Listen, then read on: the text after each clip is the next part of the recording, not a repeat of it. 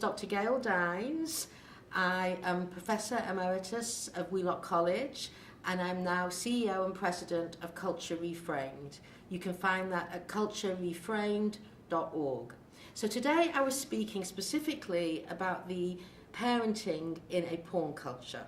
What does it mean to parent in a culture where your kids are surrounded by hypersexualized images, where the first age of viewing pornography is between 11 and 13, where pornography has become the major form of sex education, and where basically we're living in what can be called really a public health crisis. Pornography is not only a public health crisis, it's actually a stealth public health crisis because we don't talk about it, very few parents know about it. In fact, in a recent study, parents underestimated how much pornography their child saw by a factor of 10. So this is telling you that we are in a crisis situation. And to make things even worse, when I talk about pornography, I'm not talking about Playboy 15 years ago with a woman with no clothes on smiling in a cornfield. I'm talking about standard mainstream pornography that you find on the free porn sites. I find it in 10 seconds, so I assume an 11-year-old finds it in 5 seconds. You just put porn into Google and there it comes up. And this is what we call mainstream porn today.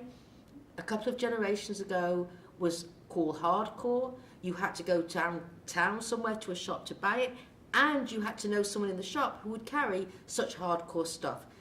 That was then. Today that's mainstream. So the shift has been, number one, pornography, thanks to the internet, is affordable, anonymous and accessible. And number two, because of those three things, it's increased demand, and it has also made it more hardcore. So we're in this situation where we are bringing up, for the first time ever, a generation of kids who are 10 seconds away from hardcore porn. We know from studies that by the age of 14, well over 90% of boys have masturbated to pornography at least more than once. So the question is, what are you going to do as a parent? And really, for many parents, they feel completely at a loss. And I understand that, because just as our kids are an experimental generation, because they've never before been brought up on porn, you too as parents are an experimental generation, because you have never had to parent in a porn culture before. So what's the solution? The solution at this moment, and there are many solutions, there's not just one, but the solution that we have hit on at Culture Reframed is that we have built an online free parents program where you can go on, you can go through 12 of our modules, and at the end of the modules, there's even scripted out conversations on how to have conversations with your kids around issues like sexting, around porn use, around bodily integrity, boundaries, actually scripted out. Now, it's really important for therapists to understand that this is a new day. What used to be called sex addiction still exists. But porn addiction is not the same as sex addiction. When you speak to many young men who were porn addicts, one of the things they say is that when they tried to get off porn, they went to Sex Addicts Anonymous, they read books about sex addiction, and they said, this was not me. As one quite well-known recovering addict, Gail said, he said, I was never addicted to sex, I was addicted to pixels. So this is a whole new world that we're all trying to navigate and figure out. And I think as therapists, our parents program would help you. It is research driven. It took 2 years to build. It was built by pediatricians, by adolescent psychologists, by sexual health experts, parent health experts.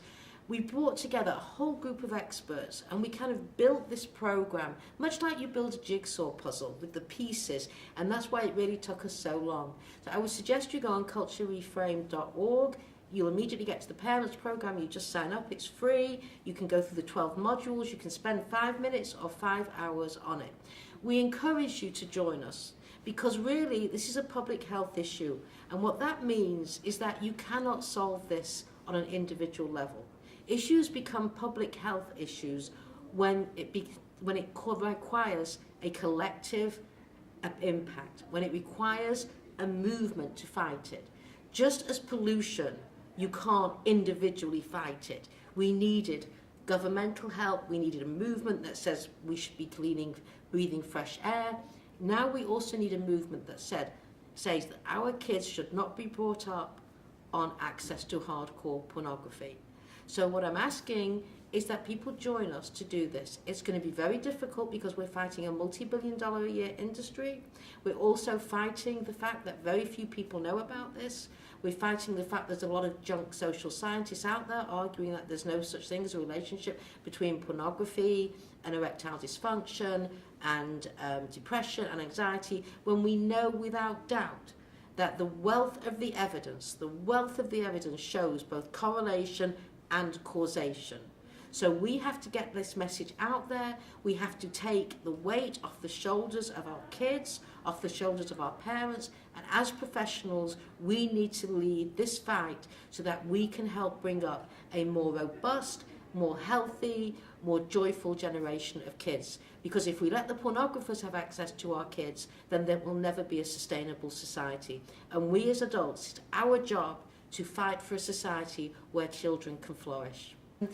If you want more information other than going on our website, culturereframed.org, you can also put into Google Gail Dines TED Talk, Growing Up in a Porn Culture, and you'll see my 13-minute TED Talk. Also, my book, Pornland, How Porn Has Hijacked Our Sexuality, and there's many of my videos are on YouTube from my different lectures.